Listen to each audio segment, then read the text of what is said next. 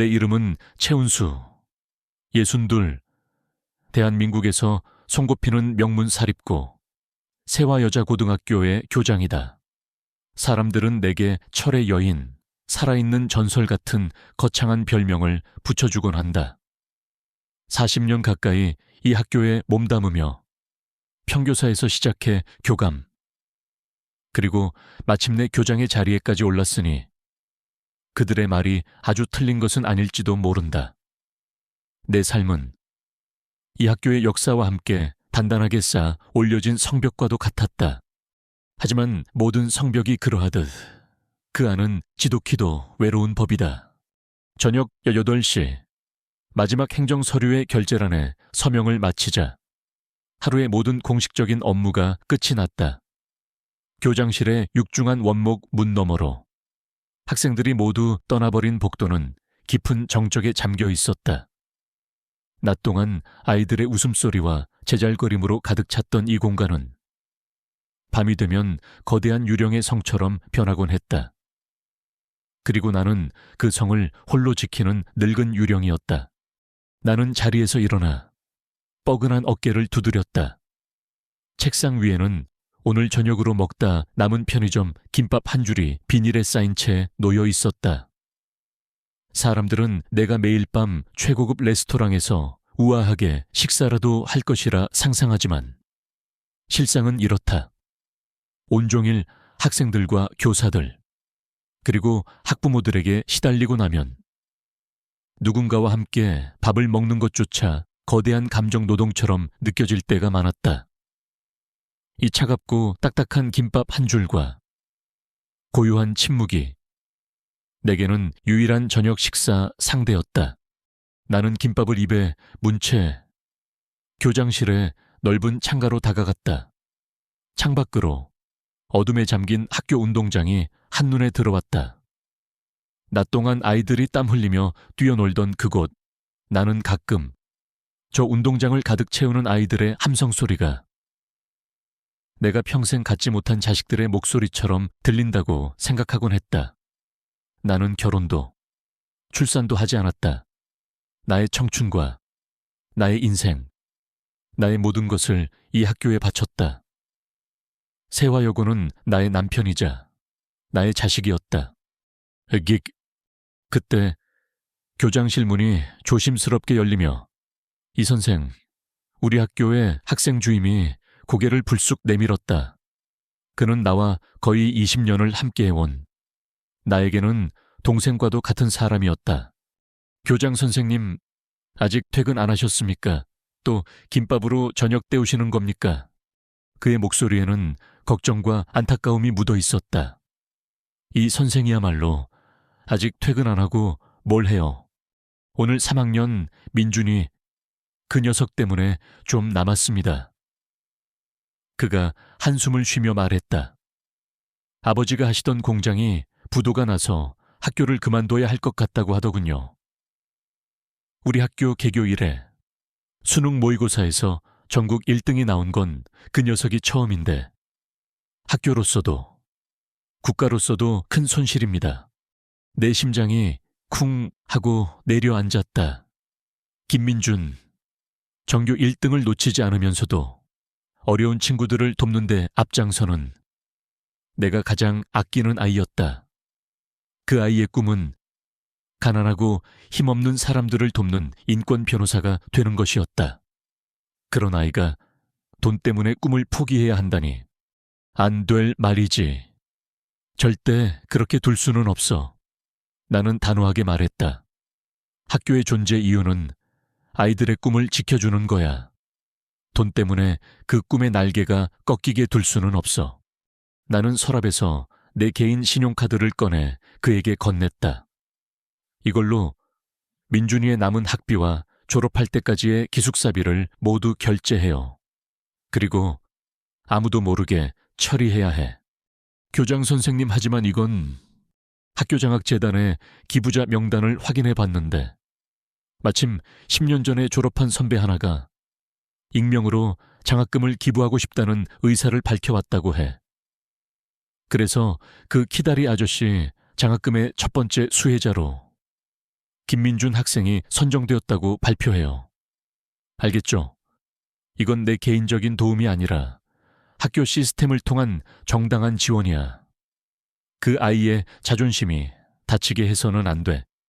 내 말에 이 선생은 더 이상 아무 말도 하지 못했다. 그는 그저 존경과 착잡함이 뒤섞인 눈으로 나를 바라볼 뿐이었다.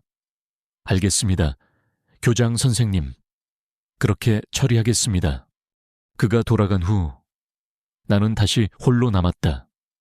나는 방금 내 한 달치 월급보다도 더 큰 돈을 썼다. 하지만 조금도 아깝지 않았다. 내 아이의 미래를 지킬 수만 있다면 나는 내 모든 것을 내어줄 수 있었다.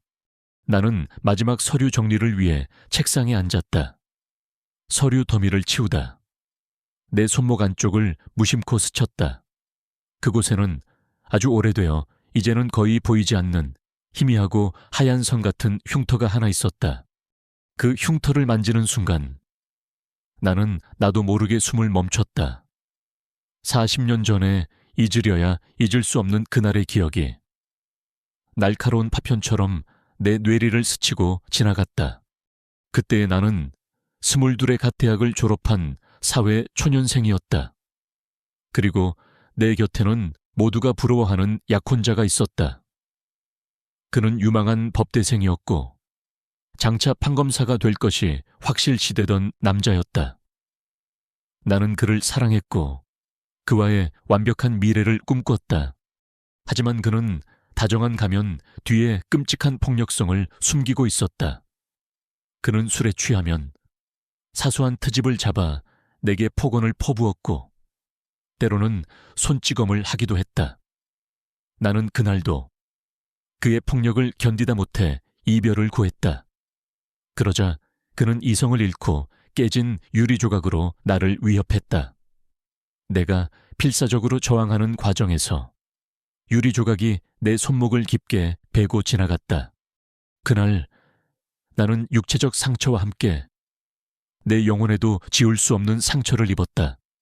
사랑에 대한 믿음, 그리고 남자에 대한 신뢰, 모든 것이 산산조각 났다. 나는 그와 파혼한 후 2번 다시 그 누구에게도 마음을 주지 않았다. 결혼도 출산도 내 인생의 선택지에서 영원히 지워버렸다.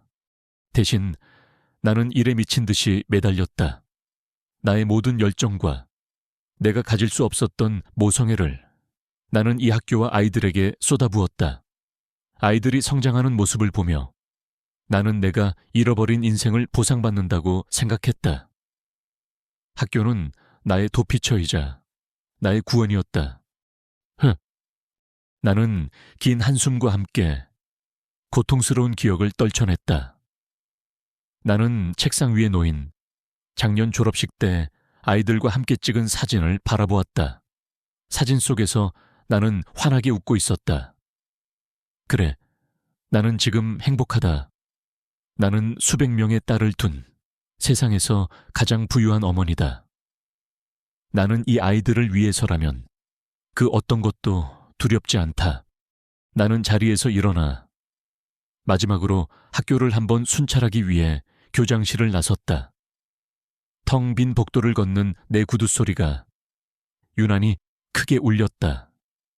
1학년 교실, 2학년 교실, 아이들의 온기가 아직 남아있는 듯한 교실 문을 하나하나 열어보았다. 벽에 붙은 아이들의 서툰 그림과 칠판에 남겨진 낙서들, 이 모든 것이 내게는 더없이 소중한 보물이었다. 나는 이 평화로운 왕국을 나의 마지막 날까지 나의 모든 것을 바쳐 지켜낼 것이라고 나는 그렇게 굳게 다짐하고 있었다. 나의 이 견고한 성벽에 곧 상상조차 하지 못했던 거대한 균열이 생기게 될 것이라는 사실을, 그리고 그 균열은 내가 가장 신뢰하고 가장 경계하지 않았던 곳에서부터 시작될 것이라는 사실을 나는 그날 밤 까맣게 모르고 있었다. 내 삶의 모든 것은 정해진 궤도를 도는 행성처럼 예측 가능하고 안정적이었다. 하지만 나의 육체라는 행성은 서서히 그 궤도를 이탈하고 있었다. 한 달에 한 번씩 받는 정기 건강검진의 결과는 그 사실을 냉혹한 숫자로 증명해 주었다. 교장 선생님, 골밀도 수치가 좋지 않습니다. 초기 골다공증입니다. 나의 오랜 주치의인 김 원장은 심각한 얼굴로 차트를 넘기며 말했다. 근육량도 문제입니다. 이대로 가다가는 가벼운 낙상에도 큰 부상을 입을 수 있습니다. 제가 몇 번이나 말씀드렸지 않습니까? 이제 정말로 운동을 시작하셔야 합니다. 그의 말은 틀린 것이 하나도 없었다. 나는 내 몸이 예전 같지 않다는 것을 누구보다 잘 알고 있었다.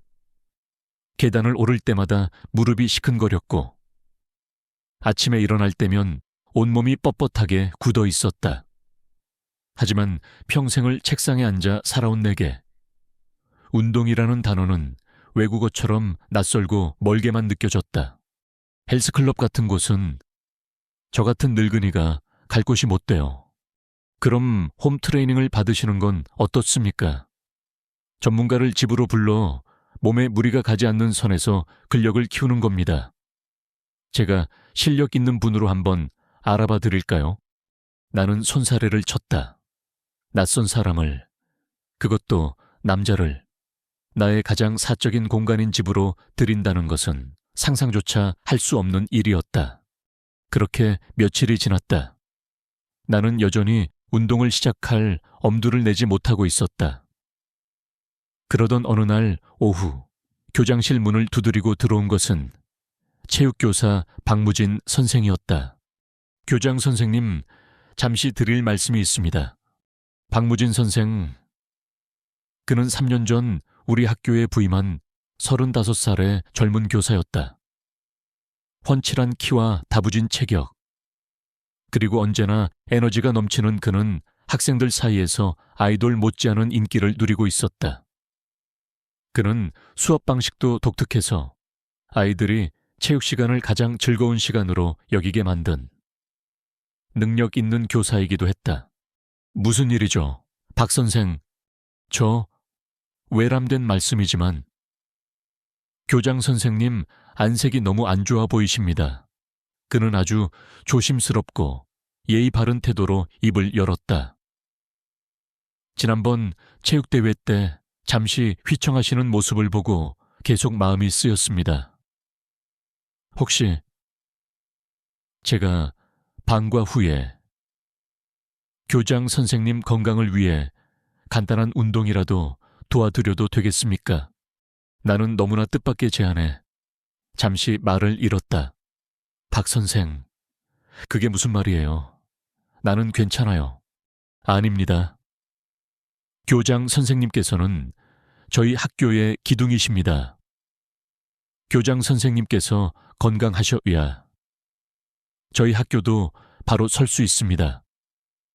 이건 교사로서, 그리고 교장 선생님을 존경하는 한 사람으로서 드리는 저의 진심 어린 충정입니다. 부디 저의 이 마음을 거절하지 말아 주십시오. 그의 눈빛은 한치의 거짓도 없이 맑고 진지했다. 그의 말에는 나를 한 명의 여자가 아닌 오직 존경하는 스승으로 대하는 깍듯함이 담겨 있었다. 하지만 나는 단호하게 고개를 저었다. 마음은 고맙지만 그럴 수는 없어요. 교장과 평교사가 단둘이서 개인적인 운동을 한다는 건 다른 사람들이 보기에 오해의 소지가 다분한 일입니다. 나는 그런 구설에 오르고 싶지 않아요. 내 거절에 그는 실망한 기색을 감추지 못했지만 더 이상 강요하지는 않았다. 제가 너무 경솔했습니다. 죄송합니다. 교장 선생님. 그는 정중하게 인사를 하고 교장실을 나갔다. 나는 그의 뒷모습을 보며 마음 한구석이 불편해지는 것을 느꼈다. 그의 순수한 호의를 나의 굳어버린 편견으로 거절한 것만 같아 미안한 마음이 들었다.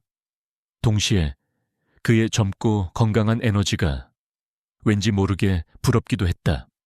그날 이후로도 나의 몸은 계속해서 신호를 보내왔다.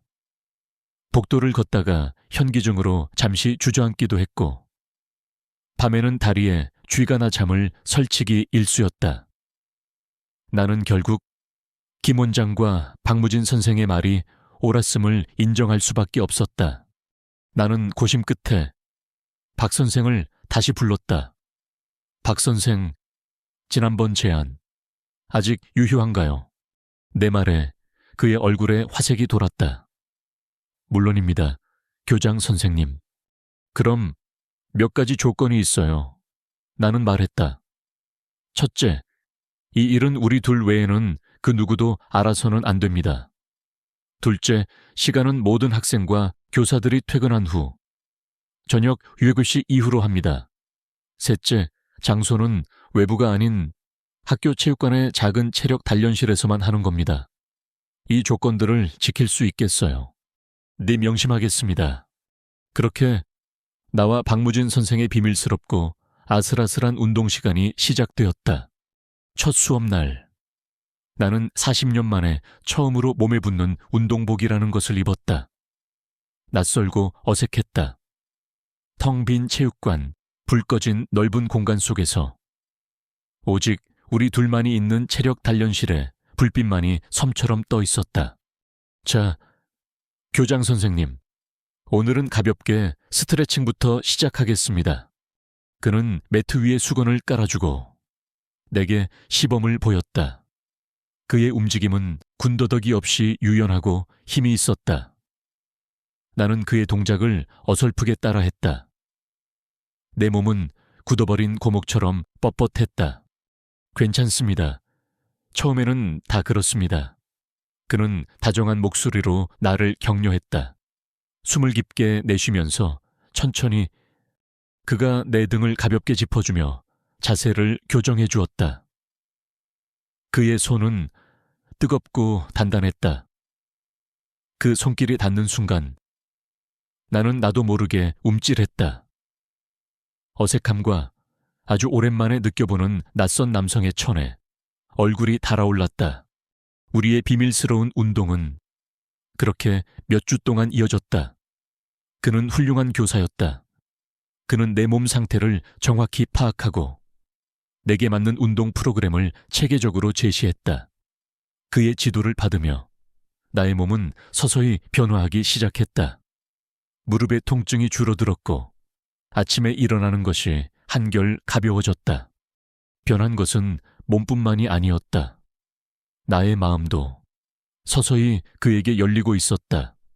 그는 운동 외에도 내게 많은 말을 걸어왔다.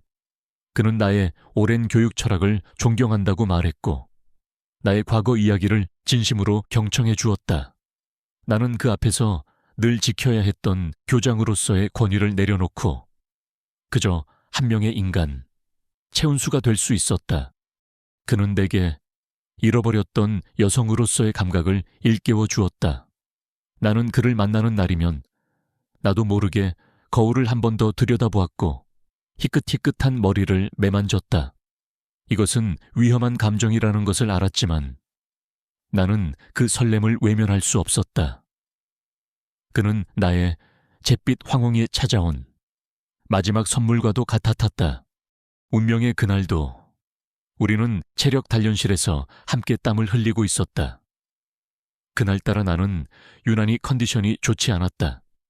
아침부터 현기증이 있었고 속이 메스꺼웠다. 교장 선생님, 오늘 안색이 안 좋으십니다. 오늘은 그만하시는 게 좋겠습니다. 아니야, 괜찮아. 거의 다 끝나가는데. 내가 덤벨을 들어 올리는 순간이었다. 갑자기 눈앞이 핑 하고 돌았다.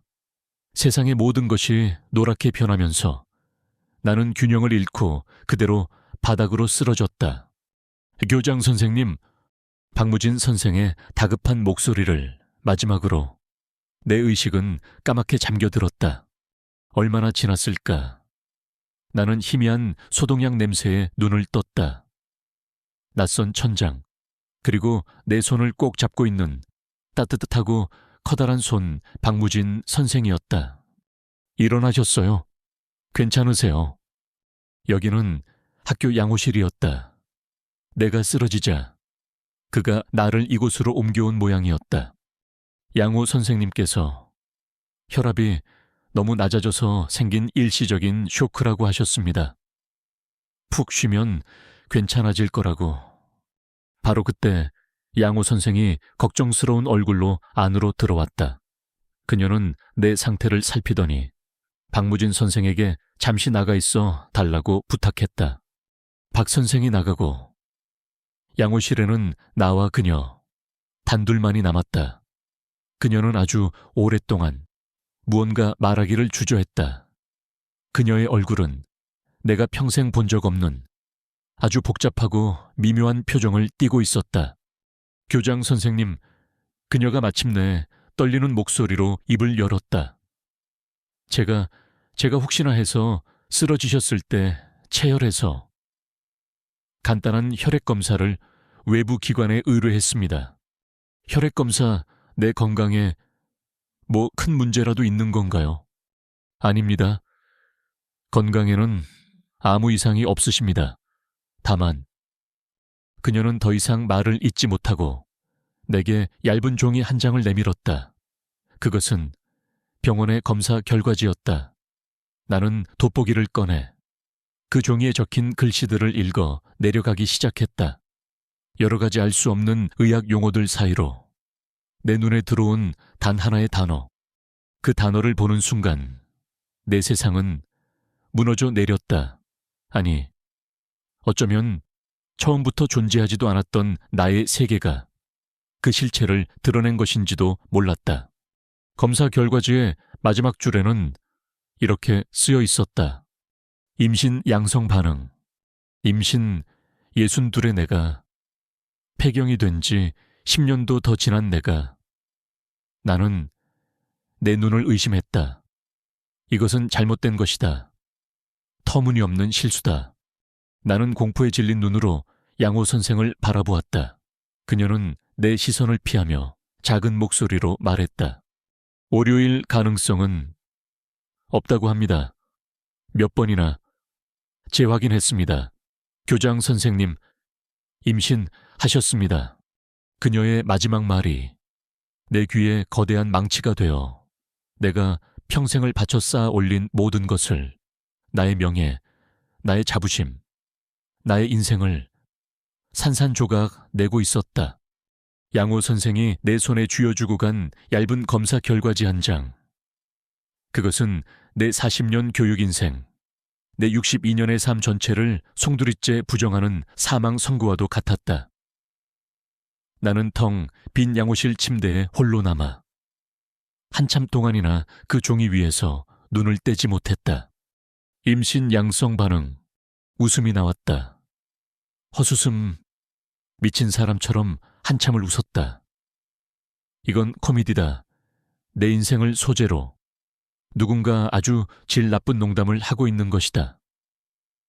나는 평생을 이성과 논리의 세계에서 살아왔다. 폐경이 된 지 10년도 더 지난 92세 여성이 자연 임신을 한다는 것은 의학적으로, 생물학적으로 불가능한 일이었다. 오류일 거야. 검사 과정에서 무언가 실수가 있었던 게 틀림없어. 나는 스스로를 안정시키려 애썼다. 양호 선생에게 다른 병원에서 재검사를 받겠다고, 이건 명백한 실수라고 몇 번이나 말했다. 그녀는 곤혹스러운 얼굴로 이미 다른 시약으로 여러 번 재확인했다는 말만 앵무새처럼 되풀이할 뿐이었다. 나는 그날 어떻게 교장실로 돌아왔는지 기억이 나지 않는다. 세상이 온통 거대한 부조리극의 무대처럼 보였다. 나는 교장실 문을 잠그고 인터넷에 고령 임신, 폐경 후 임신 같은 단어들을 미친 듯이 검색했다. 검색 결과는 나의 상식을 재확인시켜줄 뿐이었다. 불가능, 기적에 가까운 확률. 하지만 절대라는 말은 없었다. 아주 드물게 호르몬 이상이나 다른 신체적 요인으로 불가능한 일이 현실이 되기도 한다는 그런 희망 없는 기사들이 나를 더욱더 절망에 빠뜨렸다. 내 머릿속은 한 사람의 얼굴로 가득 찼다. 박무진 선생, 그 젊고 건강하며 생명력 넘치는 남자. 그와의 비밀스러운 운동 시간. 그의 뜨거웠던 손길. 그의 땀 냄새, 그리고 그의 숨결. 나는 죄책감과 수치심에 얼굴을 들 수가 없었다. 나는 그에게 흔들렸다. 아들 같다고 생각하면서도. 그의 젊음에, 그의 관심에 한 명의 여자로서 설렜던 순간들이 분명히 있었다. 나는 그를 만나야만 했다. 이 터무니없는 현실을 나 혼자서는 감당할 수 없었다. 나는 떨리는 손으로 그에게 문자를 보냈다. 오늘 방과 후 교장실에서 잠시 볼 수 있을까요? 약속 시간이 다가올수록 심장이 터질 것 같았다. 나는 무슨 말을 해야 할까? 어떻게 이 황당한 사실을 전해야 할까? 그는 어떤 반응을 보일까? 나를 주책 없는 늙은 여자라며 경멸하고 비웃지 않을까? 떡떡! 노크 소리와 함께 그가 교장실로 들어섰다. 그는 여느 때처럼 밝고 건강한 미소를 짓고 있었다. 교장 선생님, 부르셨다고 들었습니다. 몸은 좀 괜찮으십니까? 박 선생, 앉아요. 내 목소리는 형편없이 갈라져 나왔다. 그는 내 맞은편 의자에 앉았다. 나는 차마 그의 얼굴을 쳐다보지 못하고 내 손만 내려다보며 아주 어렵게 입을 열었다. 박 선생, 내가 지금부터 하는 말을 믿지 못할지도 모르겠어요. 나도 아직 믿을 수가 없으니까. 나는 책상 위에 놓여 있던 검사 결과지를 그의 앞으로 밀었다. 그는 의아한 표정으로 결과지를 집어들었다. 그리고 마지막 줄에 적힌 임신 양성 반응이라는 글자를 보는 순간 그의 얼굴에서 모든 미소가 사라졌다. 그의 동공이 지진이라도 만난 것처럼 세차게 흔들렸다. 교장 선생님, 이게 대체... 그의 반응은 충격 그 자체였다. 그는 잠시 말을 잃고 결과지와 내 얼굴을 번갈아 쳐다보았다. 나는 그의 반응을 보며 아주 조금은 안도했다. 적어도 그가 이 일과 관련이 없다는 뜻일 테니까. 이것은 그저 의학적인 해프닝이거나 끔찍한 실수일 뿐이다. 나도 모르겠어요. 병원에 오류인 것 같아요. 하지만 양호 선생은 몇 번이나 확인했다고 하고. 나는 횡설수설, 변명처럼 말을 늘어놓았다. 그는 아주 오랫동안 말이 없었다. 그는 깊은 생각에 잠긴 듯 굳은 표정으로 바닥만 내려다보고 있었다. 교장실 안에는 무거운 침묵만이 흘렀다. 나는 그의 입에서 나올 다음 말을 두려움 속에서 기다리고 있었다. 마침내 그가 고개를 들었다. 그의 눈에는 내가 예상했던 경멸이나 비웃음 대신 아주 복잡하고 진지한 감정이 담겨 있었다. 교장 선생님, 그가 아주 낮고 진지한 목소리로 말했다. 만약 이것이 사실이라면 제가 책임지겠습니다. 네, 책임이라니. 박 선생, 이건 선생과 아무 상관없는 일이에요. 그냥, 아니요. 그가 내 말을 잘랐다. 상관 있습니다. 그는 자리에서 일어나 내 책상 앞으로 다가왔다. 그리고는 내 앞에서 한쪽 무릎을 꿇었다. 나는 너무 놀라 의자에서 거의 넘어질 뻔했다. 교장 선생님, 감히... 제가 오랫동안 교장 선생님을 존경해 왔습니다. 처음에는 평생을 학교와 아이들을 위해 헌신해 오신 교육자로서 존경했습니다. 하지만 선생님을 곁에서 뵙게 되면서 그 감정은 존경을 넘어선 한 명의 여성에 대한 연모의 감정으로 변해갔습니다. 박 선생, 지금 무슨 말을... 알고 있습니다. 저 같은 놈이 감히 교장 선생님을 마음에 품는다는 것이 얼마나 당돌하고 어리석은 일인지. 그래서 제 마음을 숨기고 그저 곁에서 선생님을 돕는 것만으로도 만족하려 했습니다. 하지만 하늘이 우리에게 이런 운명을 주신 것이라면 저는 더 이상 제 마음을 숨기지 않겠습니다. 그는 내 손을 잡았다.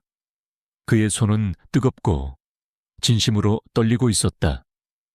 교장 선생님, 제가 모든 것을 책임지겠습니다. 아이도, 그리고 교장 선생님도 제가 평생을 바쳐 지키겠습니다. 부디 저를 받아주십시오. 나는 아무 말도 할 수 없었다. 그의 갑작스러운 고백과 헌신적인 태도 앞에서 나는 완전히 무너져 내렸다. 내 마음속의 두려움과 수치심은 그의 진심 어린 고백 앞에서 눈 녹듯 사라지고 있었다. 어쩌면 이것은 정말 하늘의 뜻일지도 모른다. 내가 평생 가질 수 없었던 가족이라는 것을 신께서 이런 기적적인 방법으로 내게 선물해 주신 것일지도 모른다. 나는 그의 손을 잡고 그저 눈물만 흘렸다. 나와 박무진 선생의 비밀스러운 관계는 그렇게 시작되었다. 하지만 우리의 이 기묘하고 위태로운 평화는 오래가지 못했다. 며칠 뒤 학교 재단의 한 이색에서 연락이 왔다. 야심가로 소문난 한 이사였다. 그는 나를 자신의 사무실로 불렀다. 차 교장, 요즘 학교에 이상한 소문이 돌고 있던데 알고 있소? 그의 목소리는 기름처럼 번들거렸고 그의 눈은 탐욕으로 빛나고 있었다. 교장이 나이 차이가 27살이나 나는 젊은 체육선생과 그렇고 그런 사이라는 아주 추잡한 소문이 말이오. 심지어 교장이 그 선생의 아이를 임신했다는 말도 안 되는 이야기까지 들리더군. 심장이 철렁 내려앉았다. 어떻게 이 사실이 벌써 누가 그런 헛소문을 히읗소문 그가 비웃었다. 글쎄, 나는 이게 아주 신빙성 있는 이야기처럼 들리던데. 그래서 긴급 이사회를 소집할 생각이오. 차 교장의 거취 문제를 논의하기 위해서 말이오. 평생을 교육에 헌신한 분이 이런 불미스러운 일로 퇴임하게 되어서 아주 유감스럽게 생각하오. 그의 말은 유감이었지만 그의 얼굴에는 억누를 수 없는 기쁨이 가득했다. 그는 이 스캔들을 기회 삼아 나를 교장 자리에서 끌어내리고 자신이 그 자리를 차지하려는 속셈이었다. 나는 그 길로 나의 유일한 친구이자 동료인 이 선생을 찾아갔다. 나는 그에게 차마 입에 담기 힘든 이 모든 상황을 털어놓았다. 나의 임신, 박무진 선생과의 관계, 그리고 한 이사의 협박까지. 내 이야기를 듣는 동안 이 선생의 얼굴은 하얗게 질려갔다. 그는 내 말을 믿지 못하겠다는 듯 몇 번이고 되물었다. 교장 선생님, 정말입니까 정말로? 임신을 나도 믿을 수 없어. 하지만 검사 결과가 그렇다네. 이 선생은 한참 동안 말이 없었다. 그는 깊은 생각에 잠겨 방 안을 서성였다. 그러다 마침내 무언가 결심한 듯 내 앞에 섰다. 교장 선생님, 제가 교장 선생님을 모신 지 20년입니다. 저는 교장 선생님이 어떤 분인지 그 누구보다 잘 압니다. 이건 말도 안 되는 일입니다. 무언가 잘못됐습니다. 그의 눈에는 내 대한 절대적인 신뢰가 담겨 있었다. 교장 선생님, 이건 단순한 스캔들이 아닙니다. 이건 음모입니다. 유머라니. 생각해 보십시오. 교장 선생님이 쓰러지신 일, 양호 선생의 수상한 혈액 검사, 그리고 그 사실이 귀신같이 한 이사의 귀에 들어간 것까지. 모든 것이 너무나 완벽하게 짜인 각본 같습니다. 누군가 교장 선생님을 이 자리에서 끌어내리기 위해 이 모든 일을 계획한 겁니다. 그의 말은 혼란스러웠던 내 머릿속을 번개처럼 내리쳤다. 그렇다. 나는 너무나 큰 충격에 빠져 이 사건의 본질을 제대로 보지 못하고 있었다. 나는 피해자 코스프레를 하는 박무진의 연기에, 그리고 임신이라는 불가능한 현실에 매몰되어 이 모든 것 뒤에 숨겨진 거대한 음모를 눈치채지 못했던 것이다. 그 순간 내 안에서 무언가 차갑고 단단한 것이 솟아올랐다. 슬픔과 수치심, 혼란은 사라지고 그 자리에는 맑고 서늘한 분노와 투지만이 남았다. 철의 여인이라 불렸던 나의 진짜 모습이 40년 만에 다시 깨어나고 있었다. 이 선생, 내가 말했다. 내 목소리는 더 이상 떨리지 않았다. 지금부터 내 싸움을 좀 도와줘야겠어요. 나는 더 이상 운명에 휩쓸리는 가련한 여주인공이 아니었다. 나는 이제 나를 둘러싼 이 거대한 음모의 실체를 파헤치고 내 인생과 나의 학교를 지켜내기 위해 싸우는 한 명의 전사가 되기로 결심했다. 나의 마지막 수업은 이제 막 시작되고 있었다. 한 이사와의 만남이 끝나고 교장실로 돌아온 나는 한동안 텅 빈 의자에 망연자실하게 앉아 있었다. 세상이 나를 중심으로 무너져 내리고 있었다. 부도덕한 교장, 젊은 교사를 유혹한 늙은 여자, 그들이 씌운 주홍 글씨는 내 평생의 노력을 한순간에 제로 만들어버릴 지독한 화염과도 같아탔다. 하지만 주저앉아 있을 수만은 없었다. 이 선생의 말처럼 이것이 누군가에 의해 계획된 음모라면 나는 이대로 당하고만 있을 수 없었다. 나는 더 이상 피해자가 아니었다. 나는 이제 이 더러운 게임의 판을 뒤엎어야 할 플레이어였다. 그날 밤 나의 교장실은 거대한 음모를 파헤치기 위한 비밀 작전 상황실이 되었다. 나와 이 선생 단 2사람뿐인 태스크포스였다. 교장 선생님, 먼저 무엇부터 시작해야겠습니까? 이 선생의 눈에는 비장함과 함께 내 대한 굳건한 신뢰가 담겨 있었다. 나는 그의 그 눈빛 덕분에 무너지지 않을 용기를 얻을 수 있었다. 가장 먼저 동기를 찾아야 해요. 나는 말했다. 누가 나를 이 자리에서 끌어내렸을 때 가장 큰 이득을 보는가? 범인은 언제나 그곳에 있어. 우리의 첫 번째 용의자는 의심의 여지 없이 한 이사였다. 그는 오래전부터 우리 학교의 운영 방식에 사사건건 불만을 제기해 온 인물이었다. 그는 수익성 개선과 학교의 현대화를 부르짖으며 내가 지켜온 학교의 교육 철학을 구시대의 유물처럼 취급했다. 이 선생, 최근 1년간의 재단 이사회 회의록 전부와 한 이사의 개인 사업에 관련된 자료들을 최대한 모아주세요. 아주 사소한 것이라도 좋아요. 그의 행적과 그 주변 인물들을 샅샅이 뒤져봐야 합니다. 알겠습니다. 제가 아는 교육청의 후배와 재단 사무국의 친구를 통해 조용히 알아보겠습니다. 이 선생이 한 이사의 뒤를 캐는 동안 나는 또 다른 용의자, 이 모든 사건의 중심에 있는 박무진 선생을 분석하기 시작했다. 나는 그와 함께했던 모든 시간들을 처음부터 끝까지 복기했다. 그의 모든 말, 모든 행동, 모든 눈빛을 그를 떠올릴 때마다 심장이 조각나는 듯 아팠다. 그의 다정함, 그의 순수함, 그리고 나를 향한 그의 존경심, 그 모든 것이 연기였다는 사실을 나는 여전히 온전히 받아들이기 힘들었다. 하지만 이제는 감정에 휘둘릴 때가 아니었다. 나는 그의 영이 뒤에 숨겨진 본 모습을, 그의 진짜 목적을 알아내야만 했다. 다음 날, 나는 아무렇지 않은 척 박무진 선생과의 비밀 운동 시간을 가졌다. 그는 내 얼굴에 들이운 수심을 보고 아주 걱정스러운 얼굴로 내게 물었다. 교장 선생님, 아니, 은수 씨, 괜찮아요? 어제 한 이사 그 인간이 찾아왔었다면서요. 무슨 일 없었어요. 그는 어느새 내게 은수 씨라고 부르며 완벽한 연인의 역할을 연기하고 있었다. 나는 그의 연기에 더 완벽한 연기로 화답했다. 괜찮지 않아요. 나는 금방이라도 울음을 터뜨릴 것 같은 얼굴로 그의 품에 기댔다. 한의사가 우리 관계를 알아챘나 봐요. 저를 교장 자리에서 끌어내리겠다고 협박했어요. 무진 씨, 나 너무 무서워요.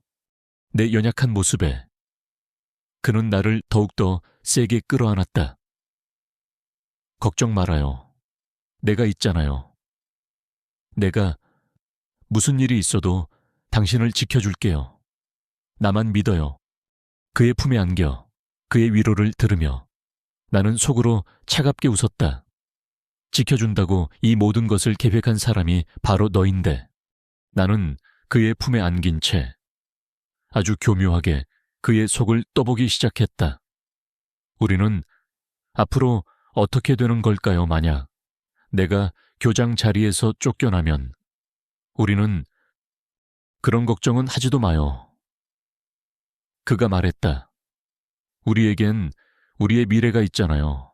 우리가 함께 만들기로 한 그 헬스장 기억나죠? 당신이 투자해준 그 돈으로 우리는 우리만의 왕국을 만드는 거야. 그깟 교장 자리보다 훨씬 더 멋진 미래가 우리를 기다리고 있다고요. 그의 말에서 나는 확신했다. 그의 목적은 나와의 사랑이나 관계가 아니었다. 오직 돈과 사업뿐이라는 것을. 그날 밤 이 선생이 다급한 얼굴로 나를 찾아왔다. 그의 손에는 그가 비밀리에 입수한 자료들이 들려 있었다. 교장 선생님, 찾았습니다. 한의사의 꼬리를요. 그가 내민 자료는 한의사가 최근 몇 달간 국내 최대 건설회사인 대진건설의 임원과 수차례 비밀리에 골프 회동을 가졌다는 기록이었다.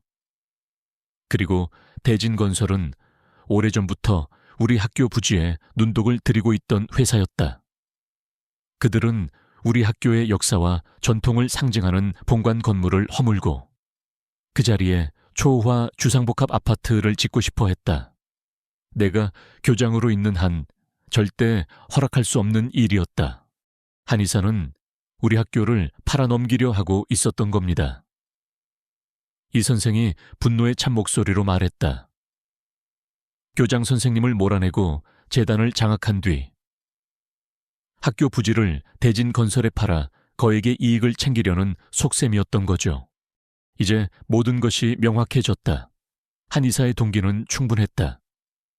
남은 것은 그와 박무진 선생 사이의 연결고리를 찾아내는 것이었다. 평범한 체육교사가 어떻게 이런 거대한 음모에 가담하게 되었을까? 박무진 선생의 뒷조사도 부탁해요. 그의 가족관계, 재산 상태, 그리고 은행 거래 내역까지 알아낼 수 있는 모든 것을 알아봐 주세요. 박 변호사에게 부탁했던 일이었다면 더 쉬웠겠지만 나는 아직 이 일을 외부로 알리고 싶지 않았다. 이것은 우리 학교 내부의 문제였고 내 손으로 직접 해결해야만 했다. 이 선생은 며칠 동안 자신의 모든 인맥을 동원해 박무진의 뒤를 캤다. 그리고 마침내 결정적인 증거를 찾아냈다. 교장 선생님, 이것 좀 보시죠. 이 선생이 내민 것은 박무진 선생의 은행 거래 내역서 사본이었다. 그는 신용불량자에 가까울 정도로 엄청난 도박 빚을 지고 있었다. 그리고 그의 계좌에 불과 2달 전 거액의 돈이 입금된 기록이 있었다.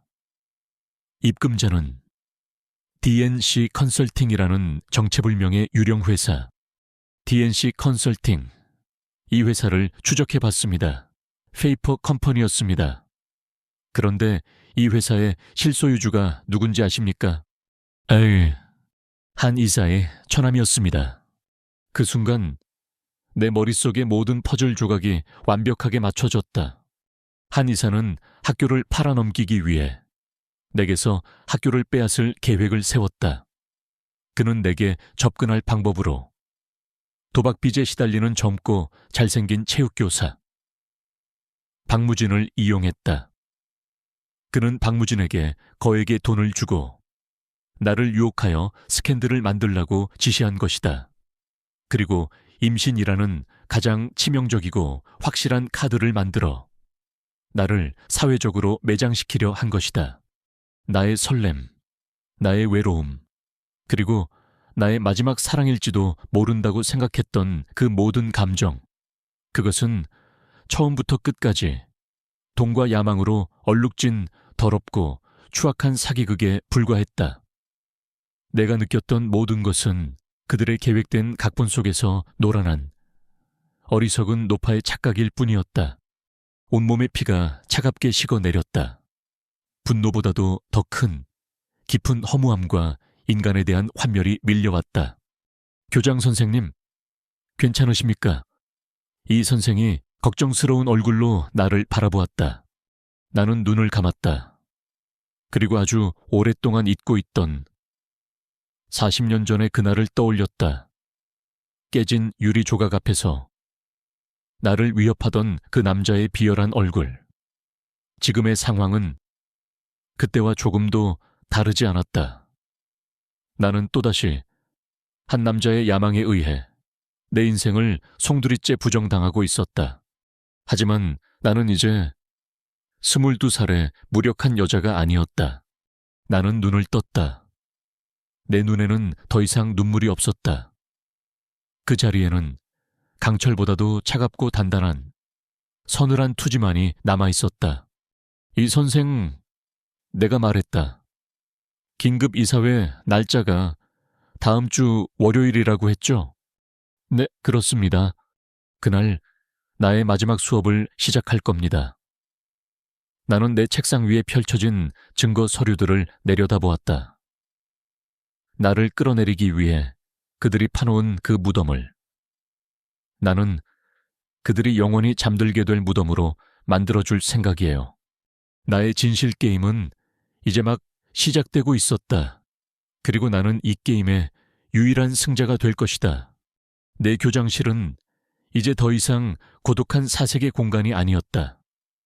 그곳은 거대한 음모에 맞서 싸우는 두 사람의 비밀스러운 전쟁 지휘 본부가 되어 있었다. 나와 이 선생은 매일 밤늦게까지 교장실에 남아 우리가 수집한 증거들을 맞추고 다가올 결전의 날을 위한 전략을 세웠다. 한의사와 박무진, 그리고 그들의 배후에 있는 대진건설. 모든 증거는 하나의 진실을 가리키고 있었다. 그들은 나를 사회적으로 매장시켜 이 자리에서 끌어내린 뒤 우리 학교, 나의 아이들이 꿈을 키우는 이 터전을 돈에 굶주린 건설업자에게 팔아넘기려 하고 있었다. 이것만으로는 부족합니다. 이 선생이 우리가 모은 증거 서류들을 내려다보며 말했다. 그의 얼굴에는 결의와 함께 깊은 우려가 서려 있었다. 한 이사와 박무진 사이의 돈 거래 내역, 그리고 대진건설과의 비밀 회동 기록. 이것들은 분명 강력한 정황 증거입니다. 하지만 그들은 교장 선생님의 부도덕한 임신이라는 훨씬 더 자극적이고 강력한 무기를 가지고 있습니다. 이 사회는 이성적인 증거보다 감성적인 스캔들에 더 쉽게 휘둘릴 겁니다. 그의 말이 맞았다. 그들은 나의 가장 사적인 부분을 공격하여 나의 모든 신뢰도를 무너뜨리려 하고 있었다. 내가 아무리 그들의 음모를 주장해봤자 이 사회는 그저 궁지에 몰린 늙은 여자의 발악으로 치부해버릴 가능성이 높았다. 이 게임에서 이기려면 그들이 만든 판 자체를 뒤엎어야 해요. 내가 말했다. 그들이 나의 가장 큰 약점이라고 생각하는 것, 바로 그 임신이라는 거짓말을 내가 직접 깨뜨려야만 합니다. 나는 결심했다. 이 미친 연극의 가장 황당무계한 설정인 나의 임신에 대한 진실을 내 손으로 직접 밝혀내기로.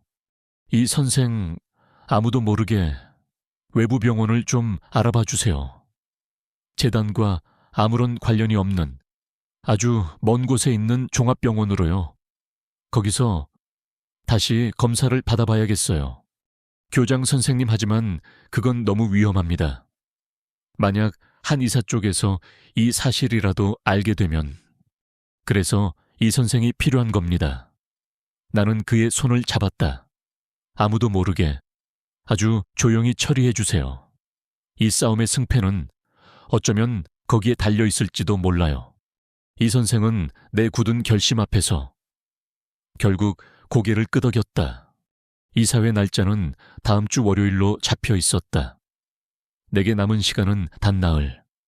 나는 그 시간 동안 완벽한 연기를 계속해야만 했다.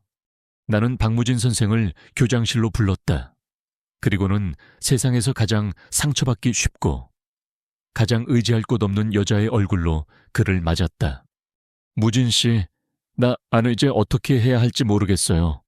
한 이사가 다음 주 월요일에 이사회를 소집했대요. 나를 해임시키려고요. 나는 그의 앞에서 기어이 눈물을 보이고 말았다. 물론 그 눈물 또한 계산된 연기의 일부였다. 내 눈물에 그는 당황하며 어쩔 줄 몰라 했다. 그는 내 곁으로 다가와 나를 서툰 솜씨로 안아주었다. 걱정 말아요. 은수 씨, 내가 있잖아요. 내가 이사회에 나가서 모든 것을 증언할게요. 교장 선생님을 향한 나의 마음이 진심이었다고, 우리가 서로를 얼마나 아끼고 사랑했는지 내가 직접 그들 앞에서 밝힐게요. 그의 위로를 들으며 나는 그의 품 안에서 소리 없이 웃었다. 그는 마지막 순간까지 나를 기만하고 있었다. 그는 이사회에 나가 거짓 눈물을 흘리며 자신은 교장 선생님을 진심으로 존경했지만 그녀의 일방적인 구애를 거절할 수 없었다는 식으로 나를 파렴치한 여자로 만들 모든 준비를 하고 있을 터였다. 고마워요. 정말 고마워요. 무진 씨, 이제 나에게 남은 사람은 당신밖에 없어요. 나는 그의 가슴에 얼굴을 묻으며 그의 심장 소리를 들었다. 그의 심장은 조금의 망설임이나 죄책감도 없이 아주 평온하게 뛰고 있었다. 금요일 오후 나는 이 선생이 예약해둔 서울 외곽의 한 종합병원으로 향했다. 나는 혹시 모를 미행에 대비해 몇 번이나 택시를 갈아타고 복잡한 시장 골목을 통과하는 치밀함도 잊지 않았다. 병원에 도착한 나는 김영희라는 가명으로 접수를 하고 산부인과 진료실 앞에 앉았다. 내 주위에는 남편의 손을 꼭 잡고 있는 젊은 임산부들과 기대감에 부푼 얼굴의 예비 엄마들이 앉아 있었다. 그들 틈에 앉아 있는 62의 내 모습이 너무나도 이질적이고 초라하게 느껴져 견딜 수가 없었다. 최은수, 아니, 김영희 환자분, 들어오세요. 진료실에 들어서자 인자한 인상의 여의사가 나를 맞았다. 나는 그녀에게 다른 병원에서 임신 진단을 받았다는 말은 생략한 채 그저 몸이 좋지 않아 정밀 검사를 받고 싶다고만 말했다. 의사는 내 나이를 보고 고개를 갸웃거렸지만 이내 전문적인 태도로 혈액 검사와 초음파 검사를 진행했다. 차가운 젤이 내 배에 발라지고 의사가 초음파 기계를 내 배 위에서 움직이기 시작했다. 나는 모니터 화면을 참아 쳐다볼 수 없었다. 내 마음속에서는 아주 작은 0.1%의 가능성이라도 있지 않을까 하는 어리석은 두려움이 피어오르고 있었다. 한참 동안 모니터를 들여다보던 의사가 마침내 입을 열었다. 환자분, 마지막 생리는 언제 하셨죠? 10년도 더 넘었습니다. 그렇겠죠. 그녀는 한숨을 쉬며 말했다. 환자분의 자궁은 나이에 맞게 아주 깨끗합니다. 그 어떤 생명의 흔적도 보이지 않는군요. 그녀는 혈액검사 결과지를 함께 보여주며 내게 의학적인 사실들을 설명해 주었다. 나는 더 이상 그녀의 말이 들리지 않았다. 내 눈에는 오직 검사 결과지에 적힌 임신 반응 없음이라는 글자만이 선명하게 들어왔다. 나는 임신하지 않았다. 나는 그제야 안도의 한숨과 함께 깊은 분노의 감정이 온몸을 휘감는 것을 느꼈다.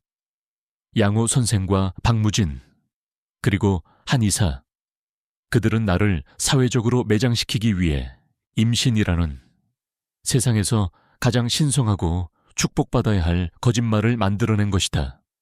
나는 의사에게 이 진단서를 공식적으로 발급해달라고 요청했다. 그리고 그 진단서를 내 가방 가장 깊숙한 곳에 넣었다. 이것이 그들의 더러운 연극을 끝장낼 나의 가장 날카로운 비수였다. 결전의 날인 월요일 아침이 밝았다. 나는 그 어느 때보다도 단정하고 흐트러짐 없는 모습으로 교장실에 앉았다. 나는 이 선생과 함께 우리가 모은 모든 증거들을 다시 한번 검토하고 이사회에서의 마지막 동선을 체크했다. 교장 선생님, 정말 괜찮으시겠습니까? 이 선생이 걱정스러운 얼굴로 물었다. 괜찮고 말고 나는 미소 지었다. 이 선생, 혹시 체스라는 게임을 알아요? 왕을 잡기 위해서는 때로는 자신의 가장 중요한 기물인 여왕을 미끼로 던져야 할 때도 있는 법이지. 나는 오늘 나 자신을 미끼로 던져 이 더러운 게임의 왕을 잡을 생각이야. 오후 3시 긴급 이사회가 열리는 재단 회의실.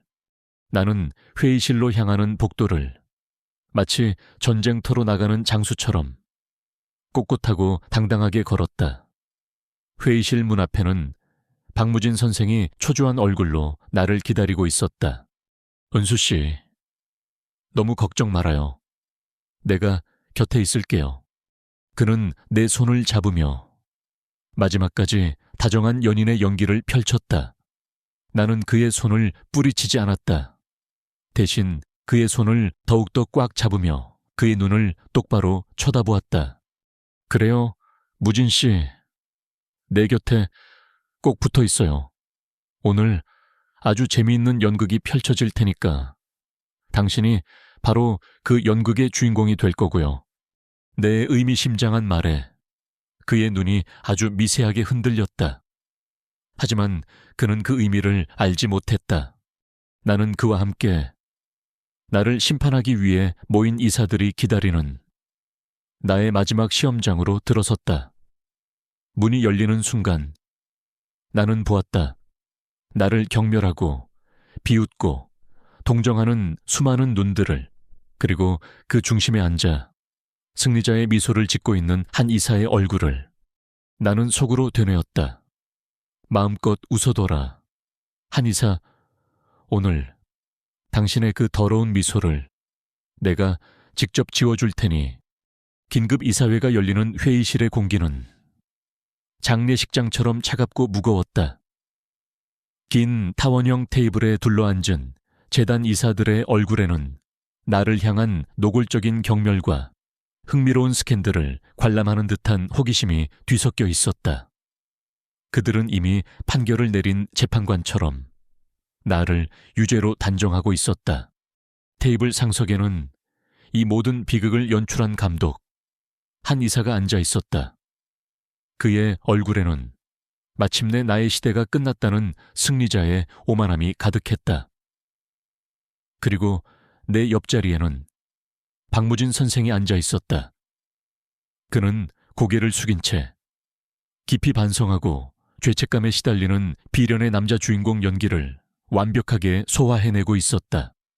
그럼 지금부터 세화여자고등학교 재단 긴급 이사회를 시작하겠습니다.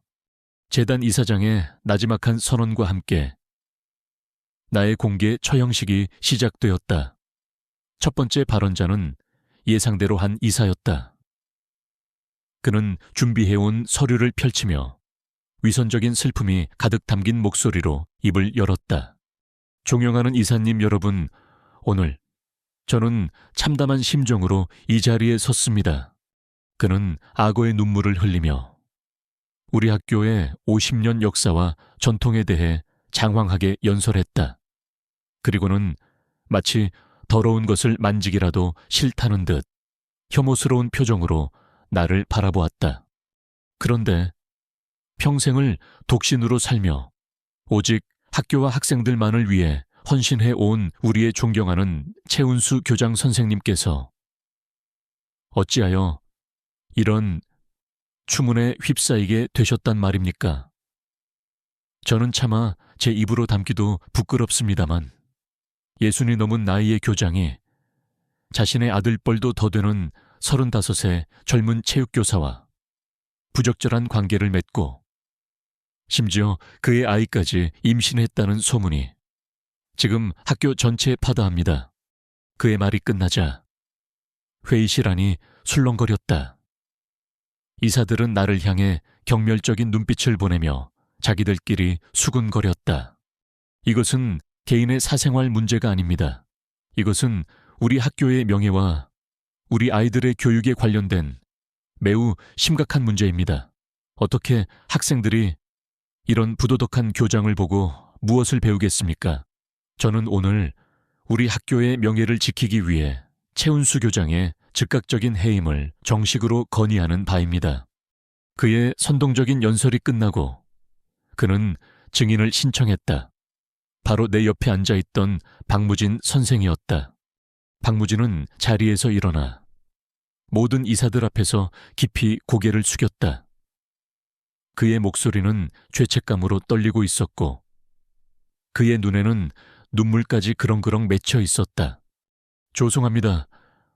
모든 것은 저의 불찰입니다.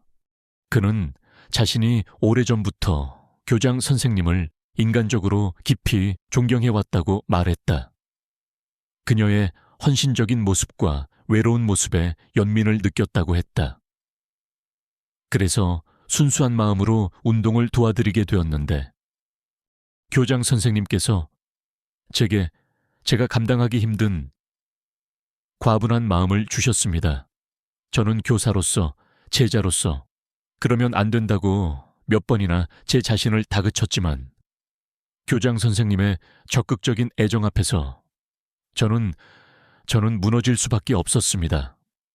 그의 완벽한 거짓말, 그는 자신을 존경하는 스승의 유혹을 이기지 못한 순진하고 나약한 피해자로 둔갑시키고 있었다. 그리고 나는 자신의 지위를 이용해 젊은 교사를 유혹한 파렴치하고 주책 없는 늙은 여자가 되어가고 있었다. 뱃속의 아이는 어떻게 할 생각입니까? 한 이사가 결정타를 날리듯 물었다. 제가 책임지겠습니다. 비록 교장 선생님과의 나이 차이와 세상의 손가락질이 두렵지만 제 아이와 제 아이의 어머니를 제가 끝까지 지키겠습니다. 그의 마지막 말은 이 잔인한 연극의 활용점정이었다. 그는 자신의 책임감 있는 모습을 통해 나와의 관계와 나의 임신을 기정사실로 만들어버렸다. 회의실의 분위기는 이제 완전히 그들의 편으로 넘어갔다. 이사들은 고개를 끄덕이며 나를 한심하다는 듯 쳐다보았다. 최운수 교장, 마지막으로 변명할 기회를 주겠소. 재단 이사장이 차가운 목소리로 내게 말했다. 모든 시선이 내게로 쏠렸다. 나는 그들의 시선 속에서 경멸과 조롱, 그리고 동정을 읽었다. 나의 40년 교육 인생이 이렇게 허무하고 이렇게 더럽게 끝나는구나. 나는 아주 천천히 자리에서 일어섰다. 그리고 나의 마지막 수업을 시작했다. 존경하는 이사장님, 그리고 이사님 여러분, 내 목소리는 놀라울 정도로 차분하고 힘이 있었다. 나는 조금도 떨지 않았다. 저는 오늘 이 자리에서 저의 부도덕한 관계에 대해 변명할 생각이 없습니다. 대신 저는 이 모든 소문의 시작점이자 가장 핵심적인 문제에 대해 먼저 이야기하고 싶습니다. 나는 회의실에 앉아있는 모든 사람들을 한 명 한 명 천천히 둘러보았다. 바로 저의 임신에 대해서입니다. 내 말에 회의실이 다시 술렁거렸다. 한 이사와 박무진의 얼굴에 이제 와서 무슨 헛소리를 하려는 거지? 라는 듯한 비웃음이 스쳐 지나갔다. 한 이사님의 말씀대로 62의 여성이 자연 임신을 한다는 것은 의학적으로 거의 불가능에 가까운 기적입니다. 저 또한 처음 이 사실을 들었을 때 제 귀를 의심했습니다. 그래서 나는 내 가방에서 서류 한 장을 꺼내 들었다. 저는 이사님들 몰래 재단과 아무런 관련이 없는 제3의 종합병원에서 다시 정밀 검사를 받았습니다. 나는 그 서류를 모든 이사들이 볼 수 있도록 영상 프로젝터를 통해 화면에 띄웠다. 화면에는 병원의 직인과 담당 의사의 서명이 선명하게 찍힌 공식적인 진단서의 내용이 나타났다. 진단 결과 임신 반응 없음, 환자 체온수는 폐경 상태이며 현재 자궁 및 난소의 기능으로 보아 자연 임신은 의학적으로 불가능함을 확인함. 회의실 안은 물을 끼얹은 듯 조용해졌다. 이사들은 화면의 진단서와 내 얼굴을 번갈아 보며 믿을 수 없다는 표정을 짓고 있었다. 이게 무슨 거짓말 조작된 거야. 한 이사가 당황하며 소리쳤다. 조작이요? 나는 차갑게 되물었다. 그렇다면 한 이사님, 이 자리에서 저와 함께 동행하여 이 병원에 가서 직접 진위 여부를 확인하시겠습니까? 아니면 이 모든 거짓말을 꾸며낸 우리 학교 양호 선생을 이 자리의 증인으로 부르는 것은 어떻습니까? 내 말이 끝나자마자 회의실 문이 열리고 이 선생과 함께 사색이 된 얼굴의 양호 선생이 안으로 들어왔다. 그녀는 한 이사와 박무진의 얼굴을 보더니 그 자리에 주저앉아 오열하기 시작했다. 죄송합니다. 제가 죽을 죄를 지었습니다. 그녀의 입에서 마침내 모든 진실이 폭포수처럼 쏟아져 나왔다. 박무진 선생이 돈으로 자신을 매수했다는 사실, 자신의 딸의 진료 기록을 내 것인 양 조작했다는 사실, 그리고 이 모든 것이 한 이사의 지시 아래 이루어졌다는 사실까지. 이제 전세는 완벽하게 역전되었다.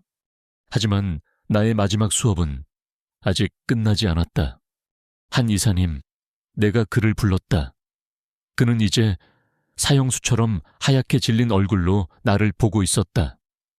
당신이 왜 이런 무모한 짓까지 벌이면서 나를 이 자리에서 끌어내리려 했는지 이제 그 이유를 들어볼까요? 나는 다음 증거 자료를 화면에 띄웠다. 그것은 이 선생이 찾아낸 한 이사와 대진건설 사이의 비밀 계약서와 박무진의 계좌로 흘러 들어간 거액의 돈 거래 내역이었다. 당신은 나의 명예뿐만 아니라 우리 아이들의 미래가 담긴 이 학교마저 당신의 더러운 욕심을 위해 팔아넘기려 했습니다. 당신은 교육자가 아니라 사기꾼이자 날강도입니다. 나의 마지막 일갈에 한 이사는 완전히 무너져 내렸다. 그는 아니야 라는 말만 되풀이하며 실성한 사람처럼 웃기 시작했다. 회의실의 모든 이사들은 이제 경악과 분노가 뒤섞인 눈으로 한 이사와 박무진을 쏘아보고 있었다. 그들은 자신들이 하마터면 거대한 사기극에 놀아나 존경받는 한 교육자의 인생과 학교의 운명을 망칠 뻔했다는 사실에 치를 떨었다. 재단 이사장이 무겁게 자리에서 일어섰다. 그의 목소리는 분노로 떨리고 있었다. 경비는 당장 저 두 사람을 경찰에 넘기시오. 사문서 위조, 사기, 횡령, 그리고 무고죄까지 적용될 수 있는 모든 죄를 물어 저들을 법의 심판대에 세울 것이오. 그리고 최은수 교장, 그는 나를 향해 깊이 고개를 숙였다. 정말 죄송합니다.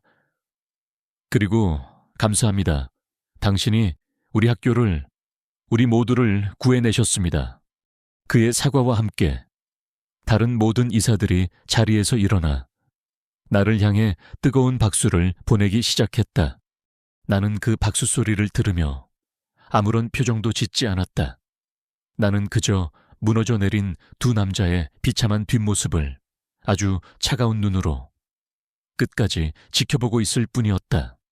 나의 길고 길었던 고독했던 싸움, 나의 마지막 수업은 이렇게 막을 내리고 있었다. 그날의 이사회는 한편의 막장 드라마처럼 끝이 났다.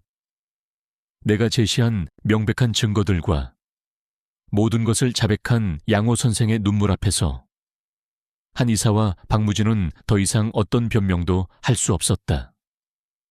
그들의 얼굴은 유죄 판결을 받은 사형수처럼 하얗게 질려 있었다. 회의실은 순식간에 경찰들이 들이닥친 범죄의 현장이 되었고, 방금 전까지 나를 심판하려던 그들은 수갑을 찬 채 초라하게 연행되었다. 사건의 파장은 생각보다 훨씬 더 컸다. 명문사학을 둘러싼 추악한 스캔들은 언론의 좋은 먹잇감이 되었다. 연일 뉴스에서는 한 이사의 학교 매각 음모와 그에게 매수되어 교장을 함정에 빠뜨리려 한 파렴치한 체육교사에 대한 이야기가 보도되었다.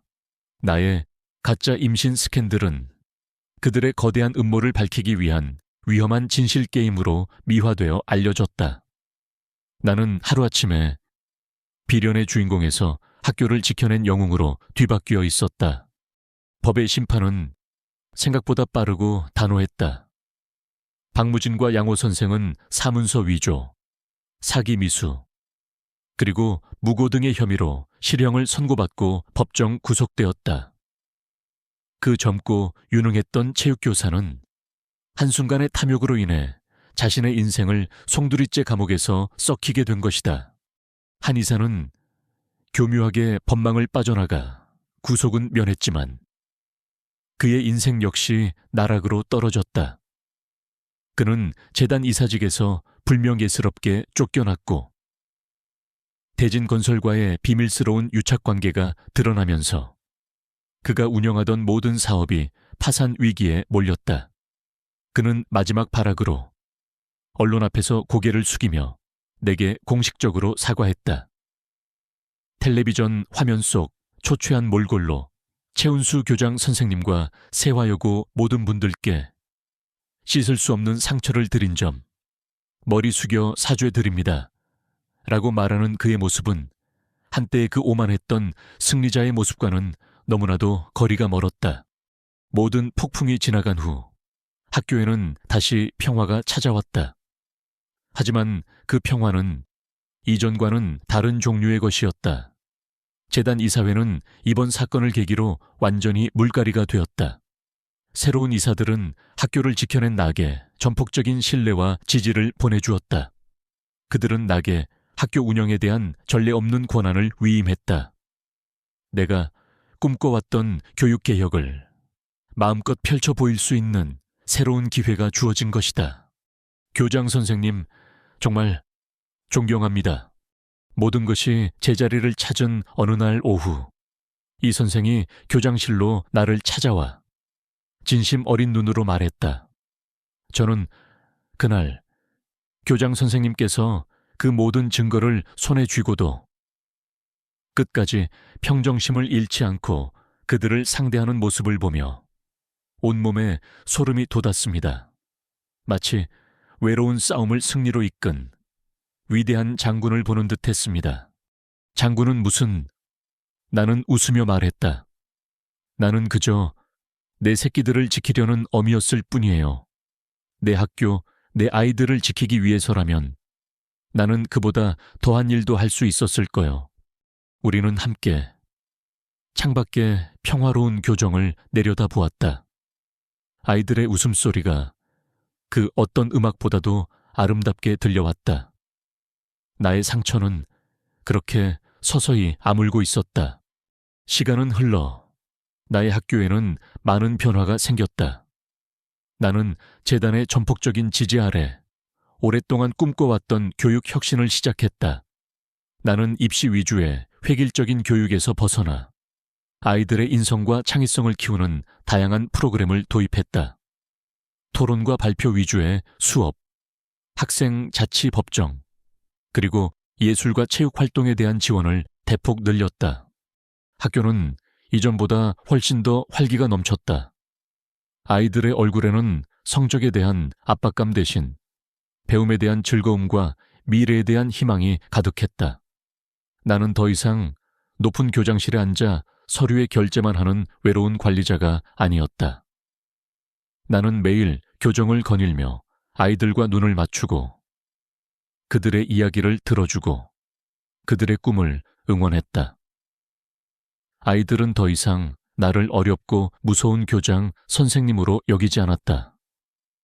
그들은 나를 할머니 혹은 은수쌤이라고 부르며 스스럼 없이 다가왔다. 내가 가장 심혈을 기울인 것은 최은수 학생 꿈지원재단의 설립이었다. 1년 전 내가 익명으로 도왔던 그 작은 장학금은 이제 학교의 공식적인 재단이 되어 더 많은 아이들의 꿈을 지원하는 든든한 버팀목이 되어주고 있었다. 오늘 재단의 첫 번째 장학금 수여식이 열리는 날이었다. 강당에는 올해의 장학생으로 선정된 아이들과 그들을 축하해주기 위해 모인 수많은 학생들이 앉아 있었다. 그리고 그 특별한 자리를 축하해주기 위해 작년의 첫 수혜자였던 김민준 학생이 이제는 늠름한 법대생이 되어 모교를 찾아왔다. 민준이는 답사를 위해 연단에 섰다. 안녕하십니까? 저는 작년 졸업생 김민준입니다. 제가 오늘 이 자리에 설 수 있는 것은 모두 1년 전 저의 꿈을 포기하지 않게 잡아주신 한 분 덕분입니다. 그때 저는 저를 도와주신 분이 누구인지도 모른 채 그저 키다리 아저씨의 기적이라고만 생각했습니다. 하지만 이제는 압니다. 그 키다리 아저씨는 바로 이 자리에 계신 저희들의 영원한 교장, 선생님, 최은수 선생님이셨다는 것을요. 그의 말에 강당 안의 모든 학생들이 나를 향해 돌아보며 뜨거운 박수와 환호를 보내기 시작했다. 나는 당황하여 손사래를 쳤지만 마음속에서는 뜨거운 감동이 차올랐다. 교장 선생님께서는 저 한 사람의 인생뿐만 아니라 우리 학교 전체를 지켜내셨습니다. 저는 그 은혜에 보답하기 위해 앞으로 더욱더 열심히 공부해 선생님처럼 어렵고 힘든 사람들의 꿈을 지켜주는 그런 법조인이 되겠습니다. 교장 선생님, 정말 존경합니다. 그리고 사랑합니다. 민준이의 진심 어린 고백에 나는 결국 눈물을 보이고 말았다. 그것은 슬픔이나 외로움의 눈물이 아니었다.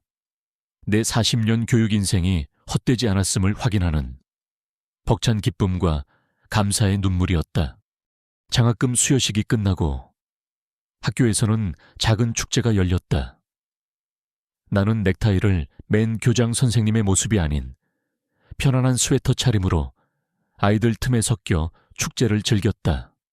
아이들은 내게 다가와 솜사탕을 건네기도 하고 자신들이 직접 만든 작은 공예품을 선물하기도 했다.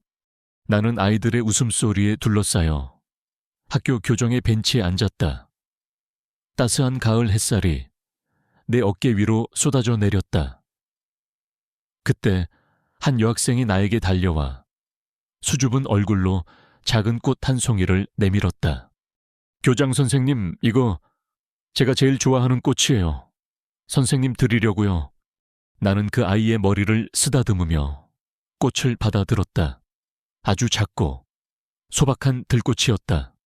하지만 나에게는 세상 그 어떤 보석보다도 아름답고 귀하게 느껴졌다.